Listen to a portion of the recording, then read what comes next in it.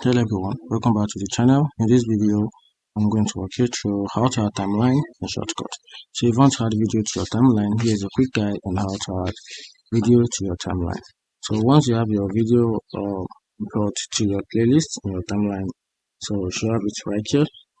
It's showing your playlist. So I actually have two videos in my playlist. So to add it to my timeline, I can simply add from here. I can simply add from the screen from here. Just click and drag to my timeline right here, or I can simply add from the playlist directly to my timeline. So if I want to add from the screen from here to the timeline, I just have to click on the video right from the screen and add it to the timeline like this. You can see the videos has been added.